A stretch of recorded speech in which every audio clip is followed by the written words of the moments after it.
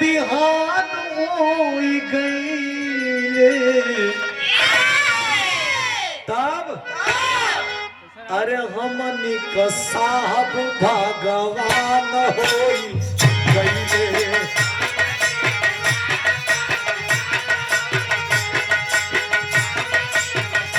साहब भगवान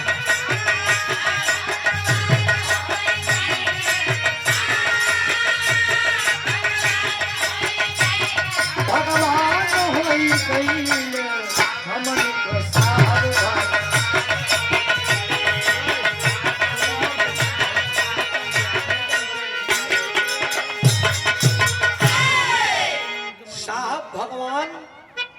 भगवान के कही गई बा। जो ईश्वर है वो भगवान नहीं है, वो तो परम पिता है। भगवान जो आपको दुख से सुख का अनुभव कराए वही भगवान है। जो आपको गुलामी से आजादी का अनुभव कराए वही भगवान है। जो आपके हर कदम पे साथ निभाए वही भगवान है। और जो मरने के बाद भी आपका साथ दे वो भगवान है। साहब आज मरने के बाद भी अमर है सबके जहन में। जो मरता है वो खत्म हो जाता है, जो अमर होता है हमेशा याद किया जाता है। अरे धवली धरतिया हो, अरे धवली धरतिया पभाई ले जोरा।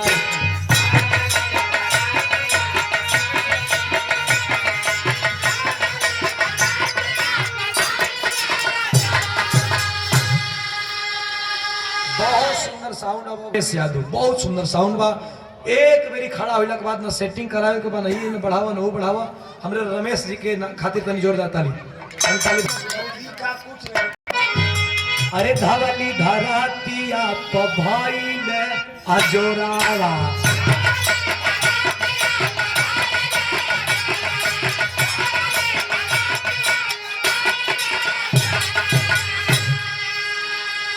अरे ठुमकी ठुमकी नाचे बानावा में मोरावा।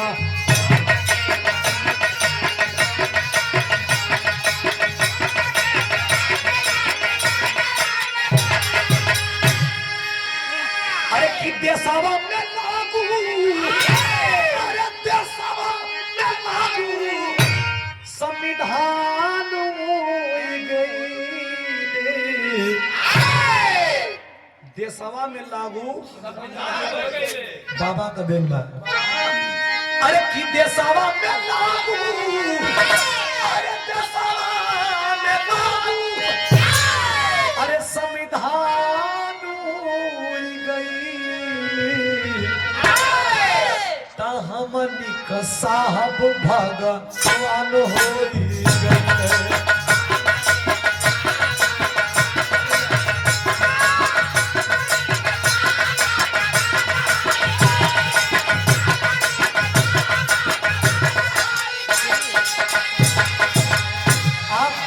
कैशियर है, एक गीत आपके लिए सुनिएगा। ये जो लोग बैठे उनके लिए गीत। ये क्या गीत है, क्या है मास्टर? अरे कि बाबा साहब के सुना बाटे ही हो दुनिया। सुना भोर में चर्चा छेड़ रहा है, यही बात करना। तो ये गीत लिखल लिखे लेकिन सटावल जाता कैसे? अरे बाबा साहब का सुना बाटे ही है दुनिया। सबका पकीटिया में लेके घूमे दुनिया।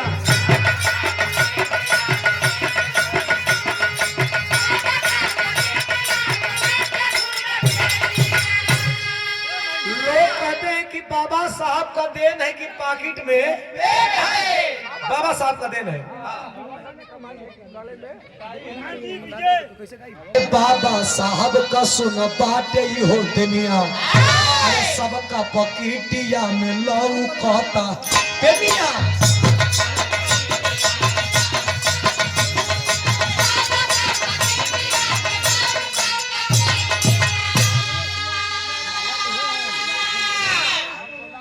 और आदरणीय वकील साहब, पेन का बहुत बड़ा महत्व है।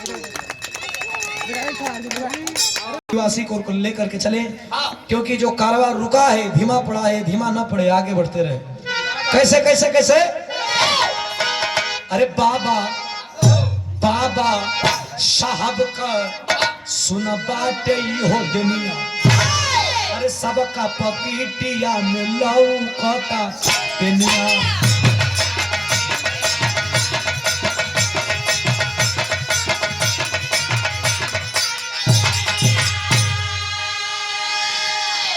अरे की देसावा में मान, देसावा में मान, अरे सम्मान बढ़ गई ले।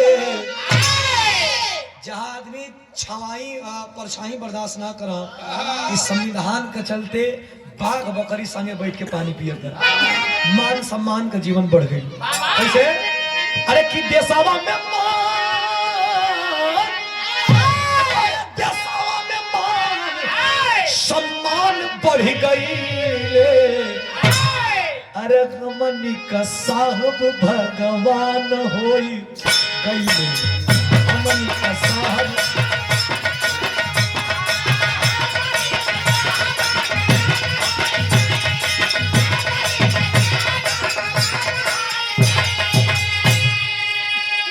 जेपी भारती जी साहब का सुना बाटे ही कमाई, कोट पहने तंजन भैया। अरे बॉबे साहब का सुना बाटे ही कमाई, आ सब लोग बांध के घूमे गारवा में टाई, सब लोग।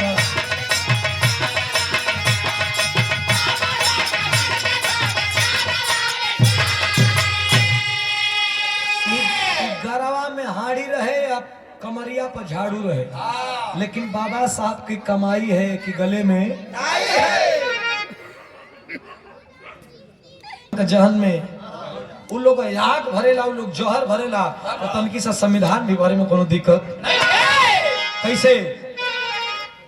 कोनो चीज चाहो तो शिद्दत से, छोड़ो तो शिद्दत से, गाओ तो शिद्दत से, हंसो तो शिद्दत से, हंसाओ तो शिद्दत से। कोई काम बिना शिद्दत से 1 मिनट के लिए हो, लेकिन वो शिद्दत से हो। आइए, अरे बाबा साहब का सुन बाटे ही कमाई, आ सब लोग गारवा में बांध के घूमे टाई।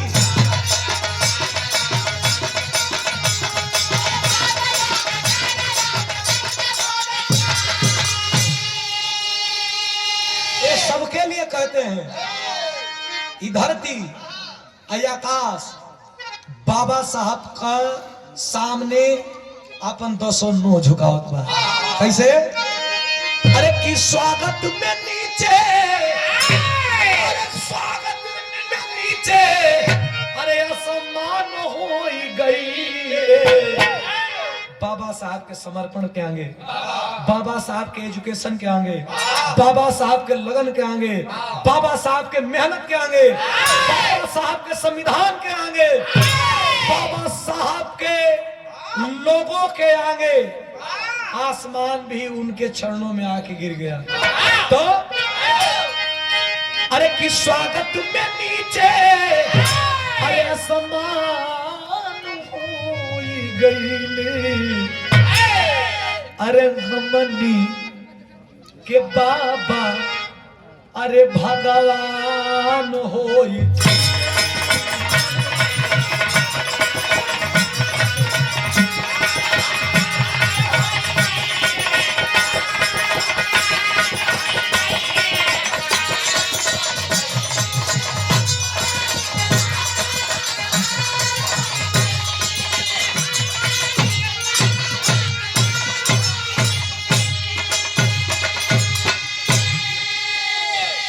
बाबा भगवान हो गई कितनों गावल जाई नौराई नौराल बा अल्लाह। तो ये से आप लोग से इजाजत हम ले बनी जा, चूंकि